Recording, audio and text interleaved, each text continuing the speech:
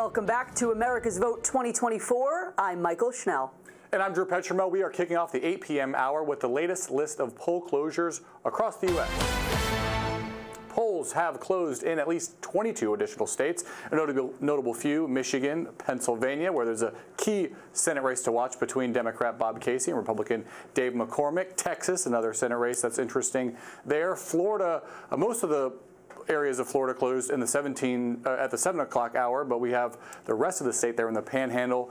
That's on Central Time, closing now. The Maryland is closed. We have an interesting Senate race there between Angela Alsobrooks and Republican former Governor Larry Hogan. And it's not just the White House that's up for grabs this election. Republicans are hopeful that this election cycle they can flip control of the Senate. Joining us now is the Hill's national politics reporter Julia Manchester with the latest on some key Senate races playing out across the U.S.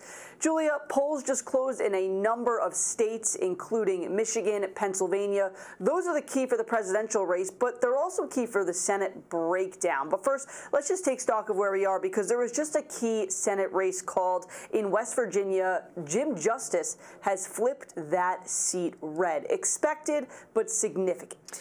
Yeah, expected, but it's significant, obviously, because it makes it that much harder for Democrats to essentially retain control of the Senate. I think Republicans are that much closer to flipping it because they no longer have someone like Joe Manchin in place. We're also looking at Montana and Ohio, very tough races for Democrats, particularly Montana. John Tester running a very uphill race against Republican Tim Sheehy. That's obviously a deep, deep red and rural state, so it's going to be difficult for any Democrat to win statewide in that seat or in that state. Moving to Ohio, though, very interesting as well. I think it's easier for a Democrat like Sherrod Brown to win compared to a Montana, but certainly very tough. Remember, a state like Ohio has that rural population, but it's also polka dotted. You have the Columbus, Ohio, Cincinnati, these smaller to larger cities that lead Democratic in their suburban areas as well. So Sherrod Brown, the last statewide elected Democrat in Ohio, he has run ahead of other Democrats at the top of the ticket in past elections like in 2012, but certainly an interesting race to watch. Yeah, and Florida's another interesting Senate race. I know you've spent a lot of time covering that election. We're seeing some returns come in, but is there any chance that Rick Scott could lose this race? You know, I think Rick Scott looks like he's going to eke this one out. Look, Rick Scott is no stranger to winning close elections. In fact, every election he's run in Florida, whether it's for governor or for senator, he's won by a very, very narrow margin. So I think, you know, Republican or Democrats, I should say, were feeling enthusiastic about Florida because you have this abortion ballot measure on the ballot. They were trying to tie Rick Scott to, you know, the anti-abortion movement. But I think in Florida, it's such a unique state because you have voters really sort of differentiating or compartmentalizing ballot measures from federal candidates. So, for example, there are past elections in Florida, like in 2020, where you'll see voters vote to legalize medicinal marijuana, for example, and those same voters will turn around and vote for Donald Trump or vote for Marco Rubio. So it's no surprise, I think, that, you know, this race is close. Rick Scott is someone who often runs in close races, but at the same time, I think it's looking like he'll eke it out. All right, thank you, Julia. Let's bring in the Hill senior editor, Jesse Burns, and staff writer, Niall Stannage. Jesse, we're about an hour into polls closing on the East Coast. Are you learning anything from what we've seen so far? No. You know, we haven't had a lot of surprises yet. Obviously, we knew that Republicans were going to win that Senate seat in West Virginia. Right now, if Democrats flip a Senate seat, then it could be decided, you know, at the end of the night if Democrats still have a slim chance at taking the Senate. But as it stands right now, Republicans just need one more seat, and they have the Senate. They're favored to win the House. So I think watching one thing kind of going into today that was, I think, interesting was seeing the threats against polling sites in places like Georgia. We're seeing now a couple of counties having to extend voting in places like Atlanta. And that is very key because Atlanta, of course, is a majority black area. That's a place where Harris really needs to turn out the vote. And if you are seeing suppression of vote via these possible foreign-based election threats against polling sites, that could depress her turnout. That could potentially help Trump. So I think keep an eye on that, and also places like Pennsylvania, where we've seen some election issues, that will be very critical at the end of the night. On that note, we do have some news to bring you right now. You know that noise. That means we have a race to call. Decision Desk HQ is projecting that Kamala Harris has won the state of Vermont. She's also picked up the District of Columbia, Rhode Island, and Maryland. But we have a big race call right here. Former President Donald Trump has won the state of Florida, and it's 30 electoral college votes. The margin right there, about 12 percentage points, but only 70% of the vote-ins. We'll see how that shakes out. Kentucky, also former President Trump's column, as well as South Carolina, Oklahoma, and Missouri. Tennessee for Trump as well. Indiana for Trump, and Virginia still too close to call. Niall, let's get right to Florida. This is a big race call. Not a complete shock. Florida has trended red in recent years, but we were talking about it before. The margins here are going to be so significant. I just looked. Trump won Florida by 3.3 percentage points back in 2020. Right now, the margin is about 12 points. Again, early results, only 7%, 70% of the vote, and we have to see where those returns are coming from. But what do you glean so far from these results in Florida? If I was in Kamala Harris's camp, my palms would be getting a little bit sweaty about that, because it is, to your point about the margin, and not only the increase in margin from 4 years ago, the fact that in, for example, our Decision Desk HQ polling average, Trump was given a lead of about 6.5 points in Florida. 70% of the vote is not an insignificant number, and he's up by double that margin. And again, as we were talking about previously, double that margin in a state with an abortion measure on the ballot. I think that's very important and frankly very worrisome from the Harris perspective. The other point I would say, Michael, in terms of the 70% of the vote in, is the polls in Florida initially close everywhere except the Panhandle. So the Panhandle tends to be more conservative. So it's, I mean, we'd obviously need to look county by county, but it's not implausible that Trump could actually increase this 12-point margin even further as those Panhandle votes come in. And so I wouldn't love that result if I was Kamala Harris. And you talked about abortion being on the ballot in Florida. I'm looking at the returns here for Amendment 4, which creates a constitutional right to an abortion. 57.4 yes right now. So it's polling significantly, protecting abortion rights, polling significantly ahead of Kamala Harris, which is kind of what we were getting at earlier. Like, are there going to be split ticket voters that want to protect abortion rights but also want to vote for Donald Trump? Yeah, and I think, well, you know, going into this, going back several weeks, even a couple of months ago, in Florida, it was very evident that Trump needed to change his tact when it came to abortion because of this. He flip-flopped, as we know, within a day on whether he would actually support that ballot measure. Same thing with Vice President Harris in Pennsylvania, changing her position on fracking. Fracking is deeply unpopular in Pennsylvania, and as we are seeing tonight, abortion is continuing to be a winning issue for proponents of these ballot measures, but we're seeing a lot of split ticketing on this. And, you know, let's also dive into this idea of Florida's importance in terms of the Senate seat as well, because the Senate seat, there was a question of if Debbie Musgrave Powell was going to be able to pull off the Senate win. It doesn't look like she's going to. I mean, does this year's election basically solidify even further Florida as being just this conservative bastion? I think it does. You know, it is not that long ago where Florida was a true battleground, be it at presidential elections or at Senate elections. That has basically ceased to be the case now. I mean, you look even in gubernatorial elections, Ron DeSantis won re-election by, I think, 19 points the last time he was up there. Marco Rubio racked up a similar margin in his Senate re-election campaign last time around. So at this stage, you have to say Florida is going increasingly further off the battleground map and into a very safe Republican column. And at the presidential level, with 30 electoral college votes, that's a significant state to have in your pocket if you're the Republican nominee. Yeah, and even just looking quickly at Broward County, which is one of those Democratic strongholds in the state of Florida, Kamala Harris outran Trump by 22 percentage points there, 81% of the vote in, but clearly just not enough to knock Florida off of this red streak. Drew? Yeah, and going back to Osceola County, this is a heavily Puerto Rican county, and the Democrat margins in that county have dwindled from 2016 to 2020. Donald Trump and Kamala Harris are about even in Osceola County. It's one of the largest per capita Puerto Rican populations in the country. All this talk that we've seen about the Madison Square Garden, messaging to Puerto Ricans. Granted, Florida's a little bit different state, But if you see those numbers and you're the Trump camp and you are worried about the Puerto Rican vote, maybe it eases your fears a little bit. And keep an eye on Pennsylvania, North Carolina, and Georgia when it comes to the Puerto Rican vote. We have 470,000 Puerto Ricans in Pennsylvania, 200,000 plus across North Carolina and Georgia. So even though looking at Florida, it's a very red state, those other swing states, the Puerto Rican vote could be a huge factor when it comes down to Harris actually pulling out a victory in any of those, but especially trying to pick up one or two.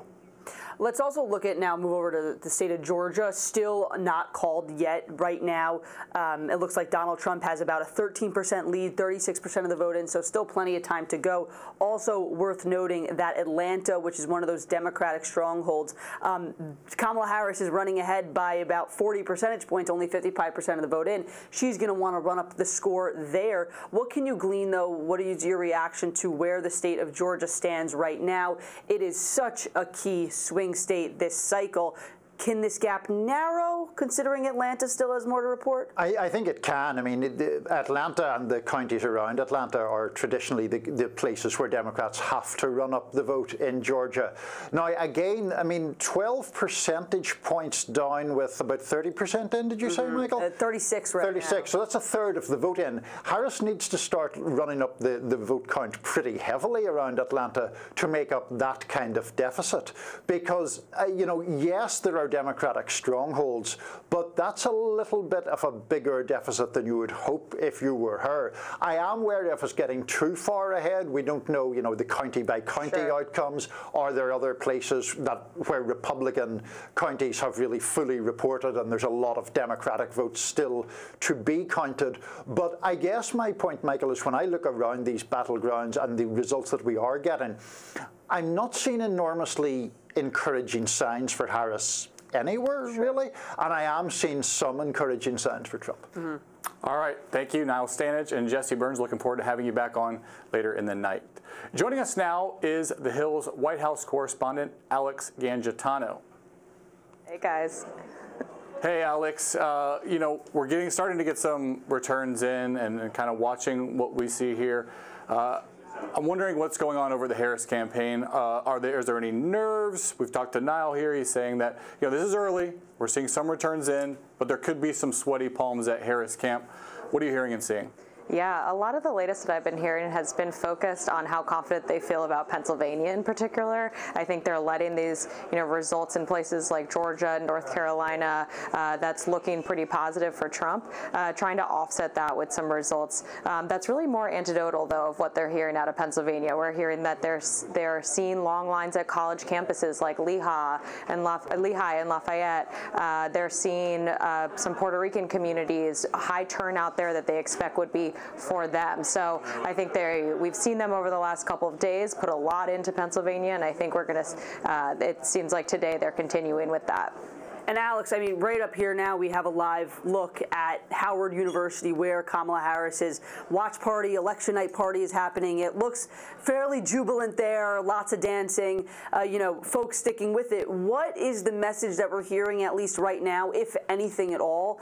Are we hearing from the Harris campaign, they urging folks to stay the course, saying, you know, just wait it out, there's more to come, or are they sort of letting the results speak for themselves at this moment? Yeah, I think that's exactly right. That they're telling people stay the course, that stay optimistic, don't feel like any of these early results, especially, you know, in these typical red states, don't let that bog down any of the way that some of these supporters are feeling. And, you know, over in Howard, we know that the vice president's expected to head there later tonight, whether there's results or not. Of course, there's an excited crowd there in D.C. You know, she's doing well, you know, in Maryland, Virginia. So this is all her crew that's showing up for her at Howard. But I think that basically their message to all the volunteers, all the supporters over there in D.C. is that it's not over until it's over, and to not be discouraged by any of these numbers. All right. Thank you, Alex Gangitano. We will get back to you later in the night, but now we want to go to some new Decision Desk HQ projections. Rick Scott is reelected in the Florida Senate race. In North Carolina, Josh Stein is going to win that governor's race. That was a controversial race, controversial candidate on the Democratic side. And Tim Kaine, the Democrat from Virginia, is going to take that Virginia Senate race, which is to be expected. Virginia is a pretty blue state. these days.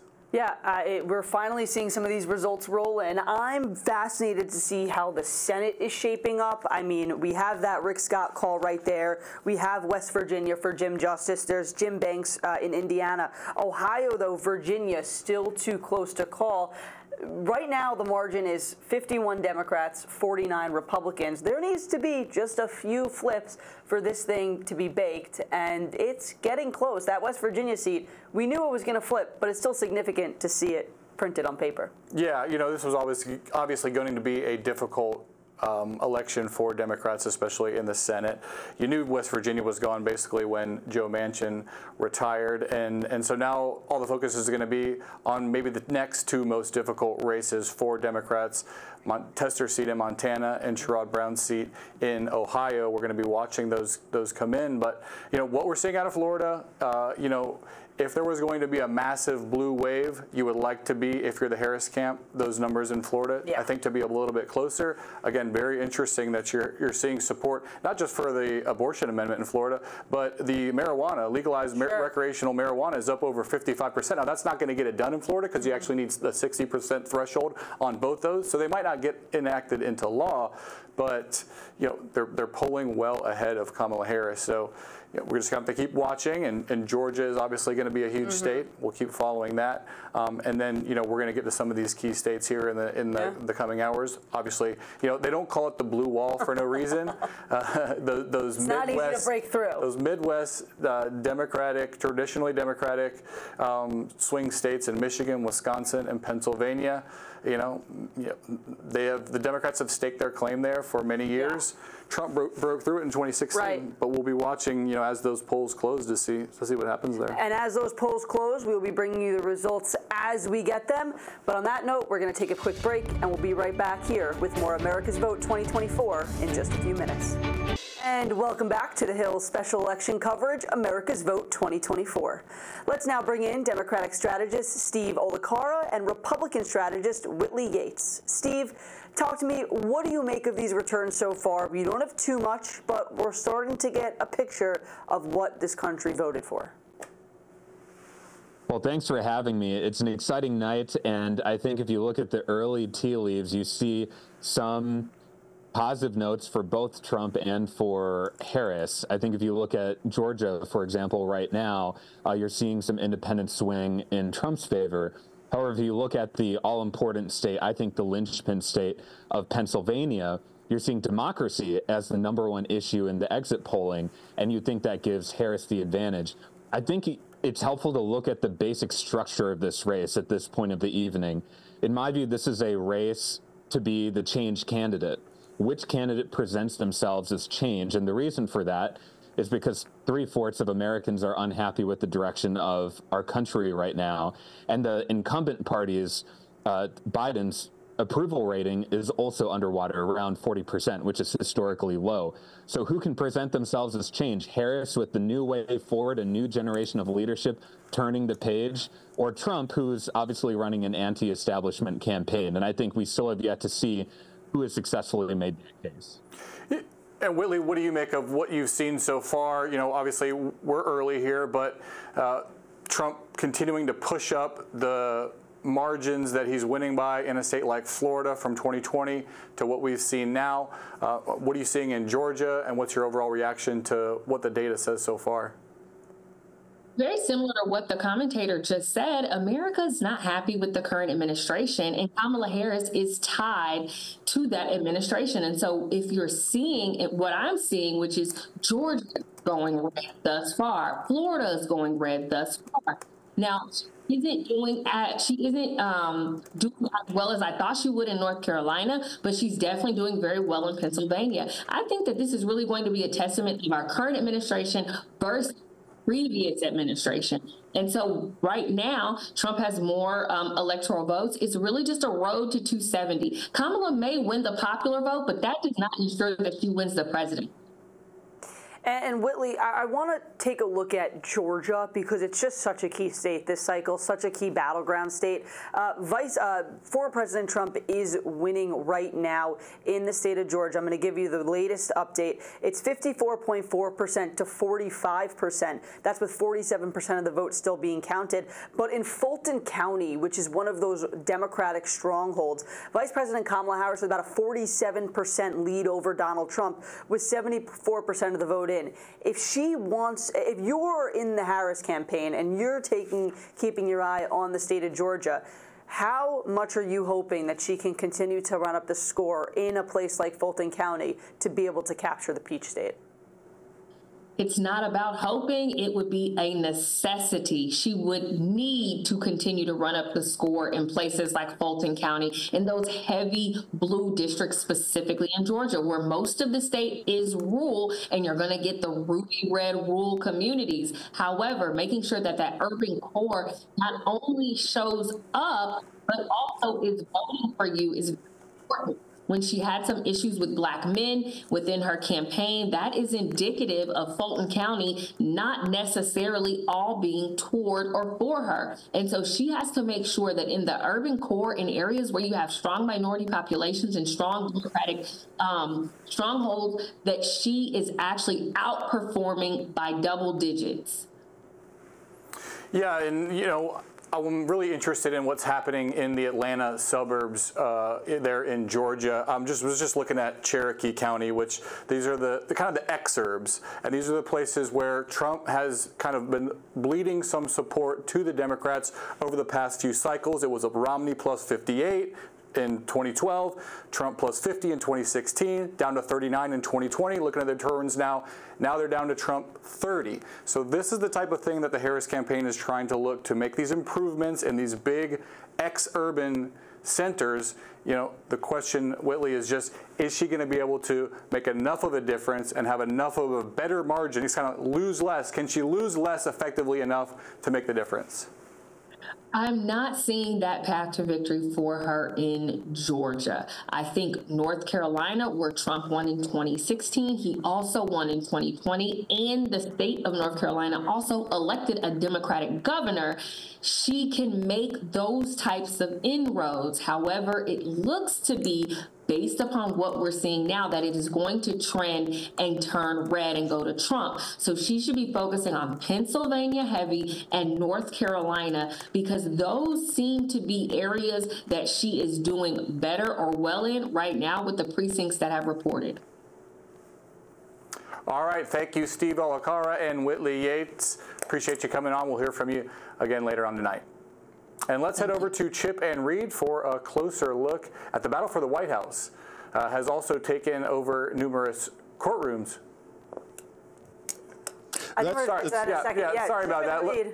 Yeah, let's hear from Chip and Reed. Getting a little bit ahead of ourselves here, but let's get some breakdown from Chip and Reed. What you guys toss it over our way. So Reed has been just chomping at the bit to start talking about some of that analysis that we can really do when we're looking at this state-by-state stuff, the graphics that you might have been seeing of the country, the counties in different states. We've been not only supplying that to the control room, but looking at that data coming in. And you've been making some really interesting points here on the aside while you and I have been talking. Yeah, one of the things I think we're seeing is there is something happening in two different regions of the country, one that's good for former President Trump, one that's good for Vice President Harris. As I'm looking at the county results in places like Florida, which is already in the Trump column, places like Georgia, which is still a toss-up, a lot of the counties are shifting to the right. Rural America is showing up for former President Trump tonight, especially in the South. When you say shifting, is that a comparison to previous years, or you mean turnout? Compared to 2020, we're seeing some of these smaller counties shifting by only a few percentage points, 3 to 5 points here and there, but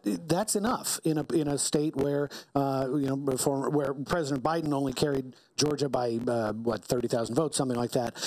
We're still waiting for a lot of Metro Atlanta to come in.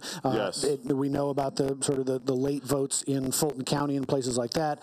So that's a big deal. I'm watching those big counties around Atlanta. I can put up the uncounted votes. So here's a visual of what is yet to come. And as you were just saying, around Atlanta, those suburbs and other counties. Fulton County, Douglas County, DeKalb County. These are big Democratic vote holes where a lot of votes are still going to come in. But in the smaller rural areas are shifting to the right. Now I move north to basically everywhere north of the Mason-Dixon line. We talked earlier about Hamilton County in Indiana that's shifted a couple of points to the left. Pretty much every county that's reporting in Ohio right now has shifted to the left since 2020. Now, again, a caution. This does not mean that Vice President Harris is going to carry Ohio. In fact, I still expect President Trump to carry Ohio. But if these shifts are happening in places like Delaware County outside Columbus, Franklin County, which is Columbus, Cincinnati, Hamilton, and then Cuyahoga, well, no results in from Cuyahoga County, which is Cleveland yet. But if those counties are shifting to the left, what does that say about the three states that we've been talking about at the very heart of this election, Pennsylvania, Michigan, Wisconsin? Are those Midwestern voters thinking the same way that voters in Ohio are? And if those votes shift as similar to the way Ohio has, then we're going to see Vice President Harris holding serve in those blue wall states, and that's enough to get her to 270. I was going to say, we've talked about that blue wall over and over throughout the media. I'm not even talking about just tonight, but as far as the path to 270, those three states is her most direct path to a presidency at this point. And I think those three states, I mean, still no results in yet of any substance. We'll see how they go. I mean, we always knew that Pennsylvania was going to be the fulcrum. Surprise, surprise, Pennsylvania is going to be the fulcrum. Yeah, now, you mentioned to the south, that is where we're seeing the good news for former President Trump. Is there a path to his victory going through those states, or is it more of a, well, this is what we expected? Yeah, for the most part, this is what we expected. Georgia is the one state that if Trump loses Georgia, then Vice President Harris's path to 270 are much wider. That being said, keep an eye on those three blue wall states. Hey, and we're going to do that for you guys. We're keeping our eye on these state level things the whole night. Please do, because listening to you guys chew over the numbers is fascinating. Hopefully we'll have more results when we check back in. Chip Reed speaks to you in a little bit. All right. Now, shifting gears a little bit, the battle for the White House has also taken over courtrooms nationwide, and the Hill's legal and courts reporter Zach Schoenfeld is joining us now. He's been covering it all. Now, Zach, it's finally election night, but we've heard plenty of gripes about the vote from different groups for weeks now. What have we seen play up in the courtroom up to this moment? Hey, Michael, there has been a significant amount of litigation in the weeks leading up to Election Day. Some observers who have been keeping count say that there are now more than 200 different lawsuits taking place across the country already. And this has been on a host of different issues, everything from challenges to voters that haven't provided proof of citizenship, to challenges to voters who return their mail ballots with various errors. So, for example, there are some states that require you to return your mail ballot with an inner secrecy envelope. Some states require you to actually date the envelope of your mail ballot. So what to do with voters who return their ballots with those types of errors. We've also seen some challenges in terms of when county officials can accept those absentee and mail ballots. Earlier today, there was a hearing in Georgia on Republicans' challenge to several Democratic strongholds there in that key battleground state, in which they have continued accepting hand delivery of mail ballots over the weekend as well as yesterday. Republicans argued that that violated state law. A judge at the hearing today rejected that. So among all of these 200 plus cases, I think the bottom line takeaway is that there has been no evidence to suggest at this point that there is any sort of widespread fraud taking place. Yeah, and you've been tracking various swing state precincts where voting has been extended. What issues have they seen, and what's the latest on that? That's right. We have seen throughout the day judges in a number of these swing states extending voting hours at precincts that had issues this morning. Everything from power outages to water main breaks to equipment failures. So a lot of these are isolated on the precinct level, and we could spend all night just going precinct by precinct. But just to give you one highlight, there's a county in Pennsylvania, Cambria County, in which they have a judge has extended voting until 10 p.m. Normally polls in Pennsylvania, they close at 8 p.m., so they're already closed. But voters there this morning, the County Board of Elections said that there were issues with the equipment that is used to scan voters' ballots. So because they got off to a rough start this morning, voters in that county will have until 10 p.m. Eastern tonight to vote. So voting there is extended, as well as, like I said, in just a scattering of precincts where there have been issues. But election officials we've been talking to throughout the day say that, relatively speaking, things are going smoothly. All right, thank you, Zach. This year's election was flooded with celebrity endorsements from Beyonce, Taylor Swift, Kid Rock, and even Hulk Hogan. Let's take a deeper dive into the power of the celebrity push this election with Judy Kurtz, author of the Hill's In the Know column. Judy, it's a battle of the celebrities. It's This is some of the most outspoken celebrities we've seen. Who have been some of the most outspoken celebrities that we've seen this cycle? I think the days of the politically silent celebrity are officially over, especially this year when we've seen some very famous names weigh in on politics. A lot of left-leaning Hollywood endorsing Vice President Harris, including, of course, Bruce Springsteen, Eminem, Beyonce, Taylor Swift, Oprah Winfrey, a who's who of Hollywood rooting for Harris in this campaign. And it didn't used to be the case that celebrities would weigh in on politics. Some of them were politically averse. Dolly Parton may be among the most famous, who said, "I just don't do politics." That's my best Dolly impression for you. But those days seem to be over because it's now tied to a sense of authenticity about celebrities. If you're not weighing in politics, people feel like you're not as authentic. And so that's why we're seeing, especially this year, in opposition to former President Trump, a lot of mega stars getting involved in this election. And Judy, we ticked off some of the names on that list, both those lists. It's extensive. Are we expecting to see any famous faces tonight? We know that Kamala Harris is having a watch party at Howard University. Former President Trump is at his Mar-a-Lago residence in West Palm Beach. Are we going to see any appearances tonight? It would certainly be pretty unprecedented, but then again, this whole election has been pretty unprecedented. We did see something unusual today on the celebrity side of things, where the Harris campaign was pushing out some performers, including Paul Rudd, Mark Cuban from Shark Tank, and other surrogates, Jennifer Garner, another one, to college campuses and handing out water, encouraging young voters to stay in line on these long lines to get to the ballot box. That's very unusual. You don't usually see that on election day. The superstar push really comes leading up to the final days of the White House race, and we saw that especially for the Harris campaign with Katy Perry and Springsteen and Spike Lee and Oprah and Beyonce all coming out to support Harris at various rallies. We don't usually see the celebrities come out on, after a win or loss on election day, but who knows? Maybe, Hulk Hogan could be ripping his shirt off at the Trump campaign, or Beyonce could be swooping in and doing a performance at the Harris campaign. We'll have to wait and see. Yeah, I mean, the theme of this race has been expect the unexpected, so who knows? Judy Kurtz, thanks so much for joining us. Thanks so much. And you know what that sound means? We have a race update here. It's 8:30 p.m. Eastern on the East Coast, and polls have just closed in Arkansas. Those are 6 electoral points, and Decision Desk HQ can now project that former President Trump has won the state of Arkansas. Again, 6 electoral points in former President Trump's column. And we'll be right back with Nextstar's national live stream host, Chip Brewster, and founder and editor of Pluribus News, Reed Wilson. They'll have the latest updates from the state and local level. Don't go anywhere.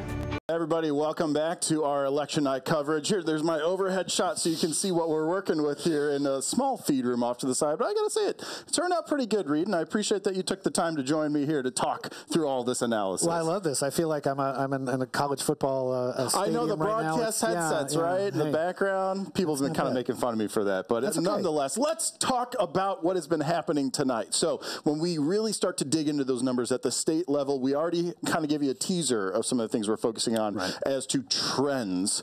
And you actually wanted to pull out the abortion measures, or rather the right to abortion measures. Right. So abortion measures are on the ballot in 10 states. There are 11 measures because Nebraska's got 2 in a bizarre little twist of fate. I'm really interested in these Florida numbers here. Of course, in Florida, a proposed constitutional amendment has to get to 60% of the vote to pass. The polls have showed Amendment 4, that is the right to protect an abortion, near that 60% threshold for a long time. It looks like with 89% of the vote in, it's at 57%. Still a lot of votes to count, still a lot of absentee ballots to come and things like that, which could be disproportionately Democratic. But it's not at that 60% yet. And by the way, let's take a look at some of the other races. Another interesting race in Florida, Amendment 3, a measure to allow the legalization of marijuana. Oh, yeah. That is at 56% in favor. Once again, needs 60% to pass. In both of these cases, if these measures go down to defeat, it would be a big win for Governor Ron DeSantis, who effectively took over the campaigns against these two measures and spent millions of dollars against them. Controversially, used some state government offices to effectively campaign against these measures. He got a little slap on the wrist from a federal court for that one, but two potential wins here for Governor Ron DeSantis in Florida. One other thing I'd love to highlight, there are 11 states today electing governors. In 8 of those states, the governors will be new because the incumbents are stepping down, retiring, or running for other office. We already know 4 of those new governors: Patrick Morrisey in West Virginia, Josh Stein in North Carolina, beating out Mark Robinson, the ultra-conservative lieutenant governor down there. Mike Brown, the U.S. Senator from Indiana, will be Indiana's next governor. And then Matt Meyer is going to be the next governor of Delaware. Interesting enough, the current governor of Delaware, John Carney, is going to win election today as the mayor of Wilmington, Delaware. So he's taken a step out of the governor's mansion. Yeah, you don't see that very often, kind of going the reverse of what is almost the typical clatter of politics. You've literally never seen this in American history. But there we go. Really but he thinks it's going to be a tougher job to be the mayor of Wilmington than it will be to be the governor of Delaware. I don't think he's wrong on that. I think being a mayor is a real tough job these days. But of these 11 races so far, the 5 that have been called, none have switched party control. So the party that holds the governorship in all of those 5 seats has maintained that control. We're likely to see at least 10 of the 11 gubernatorial contests stay within one party this year. New Hampshire is the one place where that could change. That's former Senator Kelly Ayotte running to succeed Governor Chris Sununu, former Manchester Mayor Joyce Craig. Polls show a very tight race there.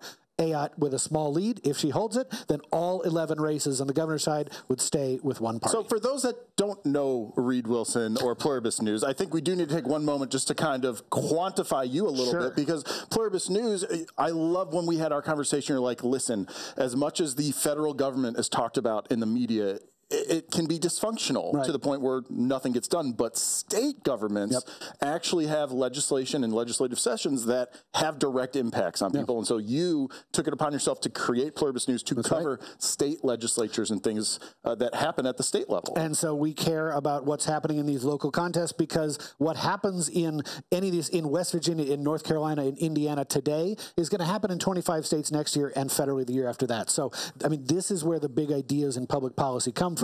When Washington is gridlocked, the states take control. They're taking control more than they ever have before, which is why all of this stuff matters. You know, Chip, in the 50 U.S. states, only one has divided legislature in which Republicans hold one chamber and Democrats hold the other. Do you want to guess? Virginia. No, that was the case. Was, though, wasn't it? The case. Okay. No, shock and surprise, it's Pennsylvania. It's that pivot state that is going to decide the White House, probably decide the White House, is also the most closely divided. Not a big surprise that we see so much overlap between the presidential battlegrounds, the U.S. Senate battlegrounds, the gubernatorial battlegrounds, and even in the state legislature. Arizona, another really tight race that a tight chamber contest that I'm watching today when their polls close here in 20 minutes or so. Well, speaking of Pennsylvania, do you feel that it's still a little too early to start talking about the trends as we're seeing votes come in there? Yeah, we haven't seen a ton of votes coming in Pennsylvania yet. I'm still waiting to see. It's like 12% according to AP's latest update on this map. And that's going to be a lot of early votes and absentee votes. Pennsylvania is one of those states that can get started counting early.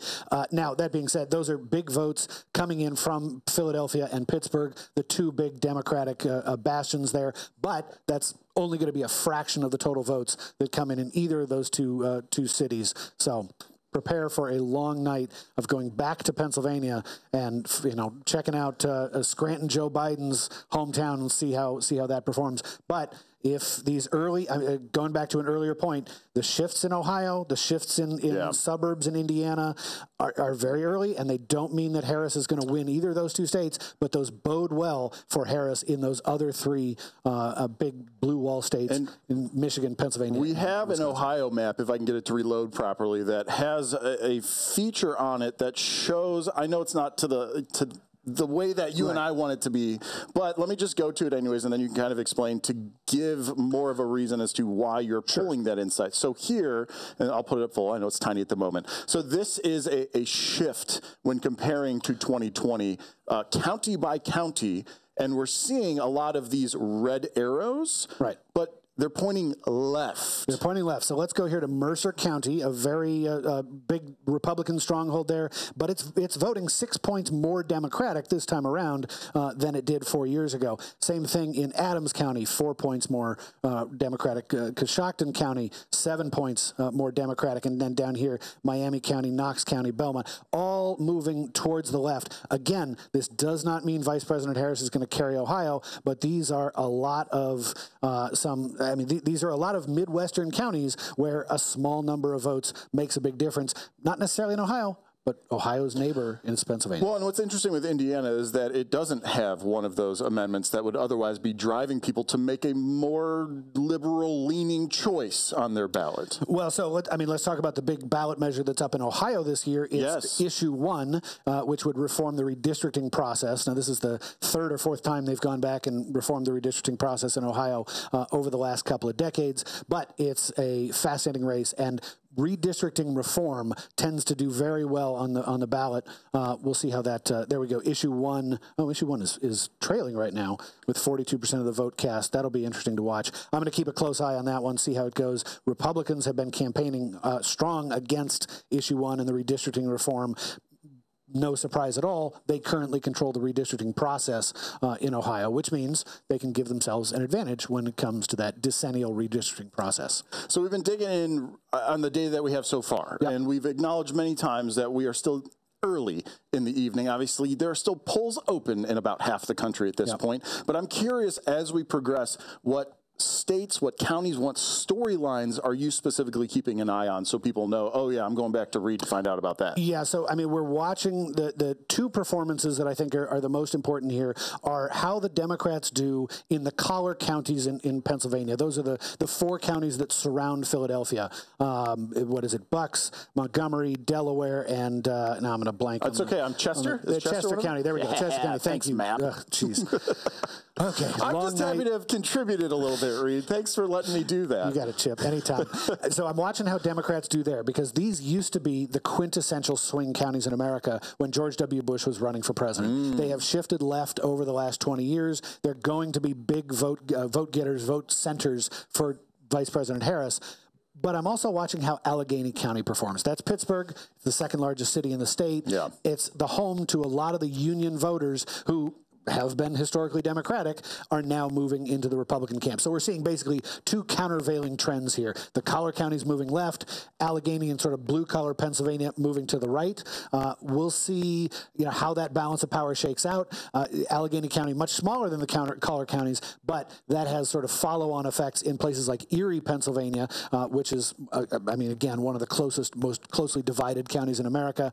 That's my other key county in Pennsylvania. Watch what happens in Erie, and we may know what happens. And now, of course, we're talking presidential, but I'm going to bring this back to the state level. What, in your own reporting and analysis of Pennsylvania, have you noticed, if any, a change from 2020? Because I think that can inform the bigger story of the presidential election. I mean, it's hard to imagine a significant change that impacts a state with that President Biden carried by only 44,000 votes. You don't need a big change to alter the outcome of an election. You need a small incremental change here and there. You need what we're seeing in places like Florida, where small counties are shifting to the right, or what's happening in places like Ohio, where small counties are shifting to the left. All right. I hope we have convinced you that Reed Wilson is one of the guys you need to be listening to tonight. Don't worry about that dude that touches a big board. We've got Reed Wilson and the data that on the maps that I'm able to provide. We're going to go ahead and take another quick break, but stay tuned because election night is just beginning.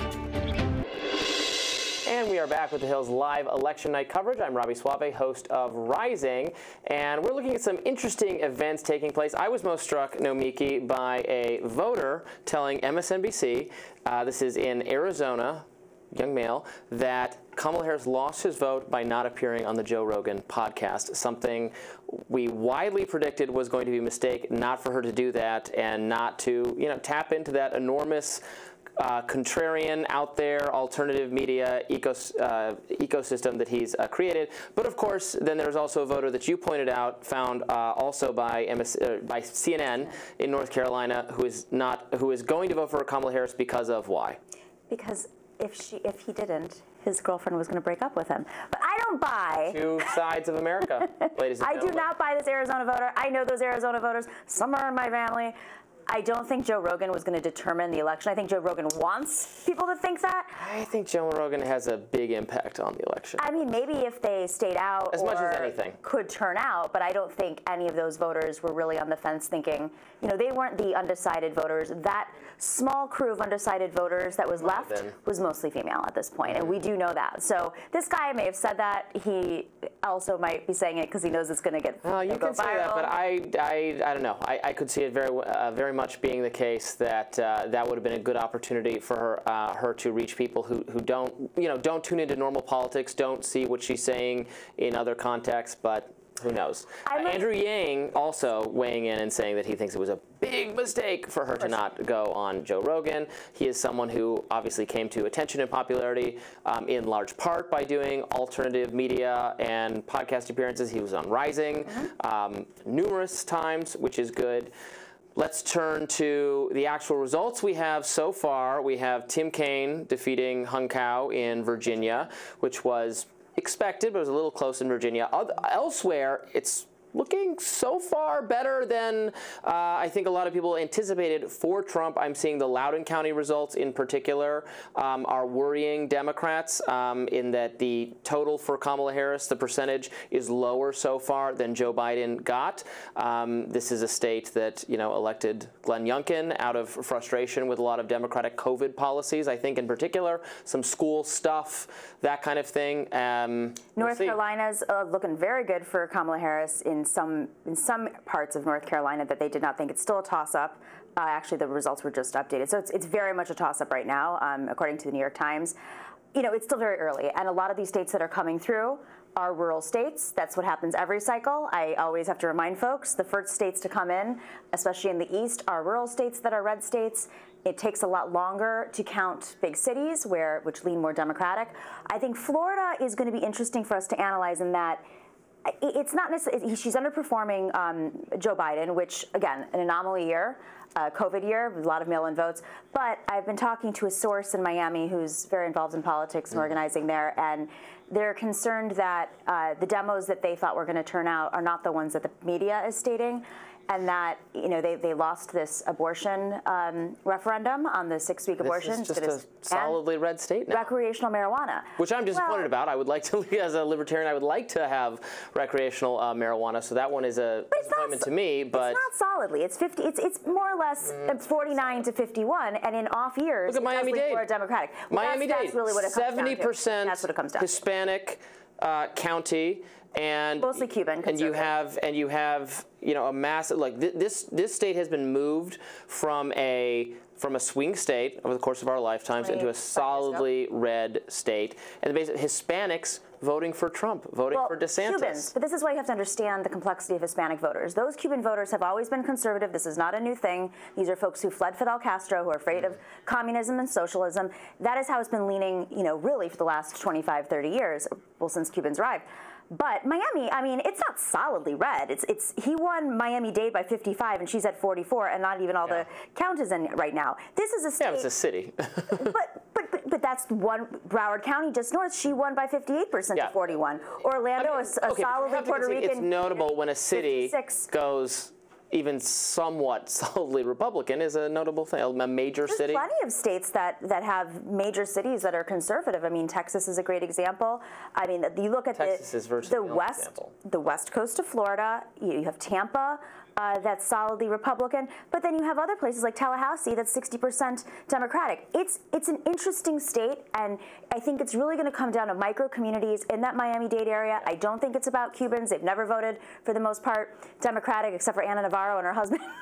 who's the chair, with former chair of the I mean, it's done, Party. right? It's been called now for Trump, so it is. Your prediction is out the window. I will not have to wear my White Dudes for Harris T-shirt on the show tomorrow. I was confident enough that I was not going to have to do it. So far, the vibes I'm hearing from Trump people is that they're reasonably pleased. But of course, last election, we had the same situation where a lot of the early returns were favorable to Trump, and then they watched that lead evaporate as it went later and later into the night as you get, counting mail-in ballots from other places, that kind of thing.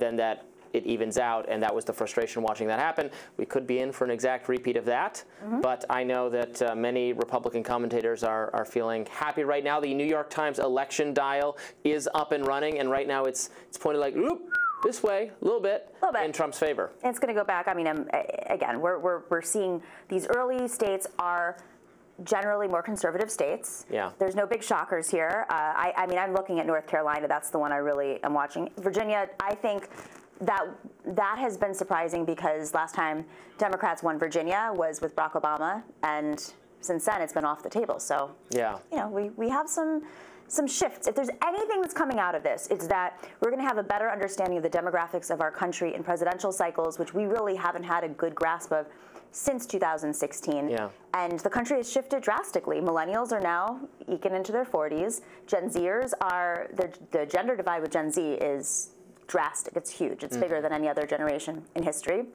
And you're seeing a realignment with how both parties deal with working class issues, with culture issues. It's not our traditional drawing lines. And I think that this and how the generations interact with media too. I mean, we're going to see what I expect is both camps doing better with certain kinds of voters. Already seeing evidence of Kamala Harris doing well with older voters or older white voters. Trump obviously had nowhere to go but up with minority voters, but getting people in that category, particularly male, is going to help him in those Sun Belt states. It's going to help him in Arizona, Nevada, et cetera. I still think Nevada is very much in play for the Trump campaign. I don't disagree with you, and that's why I didn't have it on my map as a solid just a reminder. All right, we'll be back with more Hill coverage of election night. Stay tuned.